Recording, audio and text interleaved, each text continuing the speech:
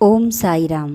ಬಾಬಾರವರು ನಿಮಗೆಲ್ಲರಿಗೂ ಆಯುಷ್ಯ, ಐಶ್ವರ್ಯ, ಆರೋಗ್ಯ, ಸಂಪತ್ತನ್ನು ನೀಡಿ ಕರುಣಿಸಲಿ ಎಂದು ಪ್ರಾರ್ಥಿಸುತ್ತೇನೆ. ಬಂಧುಗಳೇ, ಇಂದು ನಾನು ಹೇಳಲು ಹೊರಟಿರುವುದು ಸಾಯಿ ಅನುಭವ, ಅಂದರೆ ಪವಾಡ ನನ್ನ ಜೀವನದಲ್ಲಿ ನಡೆದಿರುವಂಥದ್ದು. ಬಾಬಾರವರು ಯಾವ ಯಾವ ರೀತಿಯಲ್ಲಿ ಬಂದು ನಮ್ಮನ್ನು ರಕ್ಷಿಸುತ್ತಾರೆ ಎಂದು ಹೇಳುವುದಕ್ಕೆ ಇನ್ನೊಂದು ಅನುಭವವೇ ಸಾಕ್ಷಿ.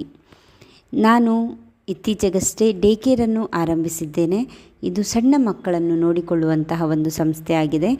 ನೋಡಿಕೊಳ್ಳುವ ಆರಂಭದಲ್ಲಿ ನನಗೆ ಅನಿಸಿದ್ದು ಒಂದೇ, ಯಾಕಂದರೆ ನನಗೆ ಯಾರ ಸಪೋರ್ಟ್ ಕೂಡ ಇಲ್ಲ. ಹಾಗಾಗಿ ಬಾಬಾರವರೇ ನೀವೇ ಬಂದು ನನ್ನ ಜೊತೆ ಇರಬೇಕು, ನನಗಿಲ್ಲಿ ನಾನೊಬ್ಬಳೇ ಇರೋದ್ರಿಂದ ತುಂಬ ಭಯವಾಗ್ತದೆ, ನೀವು ಯಾವಾಗಲೂ ನನ್ನ ಜೊತೆಯೇ ಇರಬೇಕು ಎಂದು ಬಾಬಾರವರನ್ನು ಬೇಡಿಕೊಂಡಿದ್ದೆ.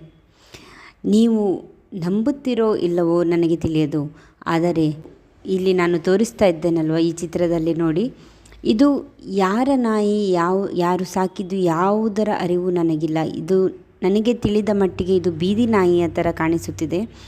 ಇದು ಎಲ್ಲಿಂದ ಬಂದಿದೆಯೋ ತಿಳಿಯೋದು. ಇಲ್ಲಿ ಹತ್ತಿರದ ಪಕ್ಕದ ಮನೆಯವರಲ್ಲಿ, ಅಂಗಡಿಯವರಲ್ಲಿ ಎಲ್ಲರಲ್ಲೂ ವಿಚಾರಿಸಿದಾಗ ಅವರು ಹೇಳಿದ್ದು ಒಂದೇ, ನೀವು ಬಂದ ಮೇಲೆ ಈ ನಾಯಿಯು ಬಂದಿದೆ ಅಂತ. ಅವತ್ತಿನಿಂದ ಇವತ್ತಿನವರೆಗೂ ಕೂಡ ಈ ನಾಯಿಯು ನನ್ನ ಡೇ ಕೇರ್ನ ಪಕ್ಕದಲ್ಲೇ ಕುಳಿತು ನನ್ನನ್ನು ಹಗಲಿರುಳೂ ಕೂಡ ಅದು ರಕ್ಷಣೆ ಮಾಡ್ತಾ ಬಂದಿದೆ. ಇದು ನನ್ನನ್ನು ಯಾವ ಯಾವ ರೀತಿಯಲ್ಲಿ ಪಾರು ಮಾಡಿದೆ ಎಂಬುದನ್ನು ನಾನು ನನ್ನ ಮುಂದಿನ ವಿಡಿಯೋದಲ್ಲಿ ಕೂಡ ತಿಳಿಸ್ತಾ ಇದ್ದೇನೆ.